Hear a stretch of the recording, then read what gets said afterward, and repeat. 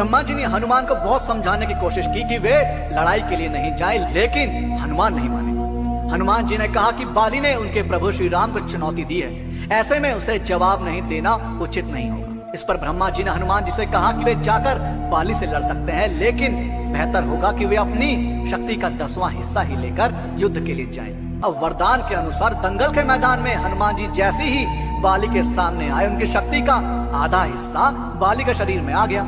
इससे बाली को अपने शरीर में अपार शक्ति का एहसास होने लगा। थोड़ी ही देर में उसे ऐसा लगने लगा कि जल्द ही मानो उसके शरीर की नसें फट जाएंगी। इसी दौरान ब्रह्मा जी एक बार फिर प्रकट हुए। ब्रह्मा जी ने बाली से कहा कि तुम खुद को दुनिया में सबसे शक्तिशाली समझते हो, लेकिन तुम्हारा शरीर हनुमान की शक्ति का थोड़ा सा हिस्सा भी नहीं संभाल पा रहा है, जबकि वे केवल अपनी 10% शक्ति लेकर लड़ने आए थे। सोचो यदि संपूर्ण शक्ति होती तो क्या करते। ब्रह्मा जी ने हनुमान को बहुत समझाने की कोशिश की कि वे लड़ाई के लिए नहीं जाए, लेकिन हनुमान नहीं माने।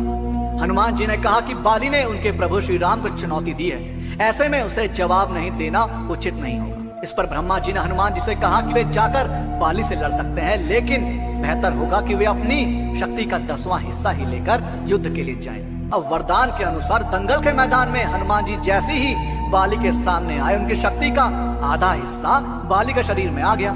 इससे बाली को अपने शरीर में अपार शक्ति का एहसास होने लगा। थोड़ी ही देर में उसे ऐसा लगने लगा कि जल्द ही मानो उसके शरीर की नसें फट जाएंगी। इसी दौरान ब्रह्मा जी एक बार फिर प्रकट हुए। ब्रह्मा जी ने बाली से कहा कि तुम खुद को दुनिया में सबसे शक्तिशाली समझते हो, लेकिन तुम्हारा शरीर हनुमान की शक्ति का थोड़ा सा हिस्सा भी नहीं संभाल पा रहा है, जबकि वे केवल अपनी 10% शक्ति लेकर लड़ने आए थे। सोचो यदि संपूर्ण शक्ति होती तो क्या करते।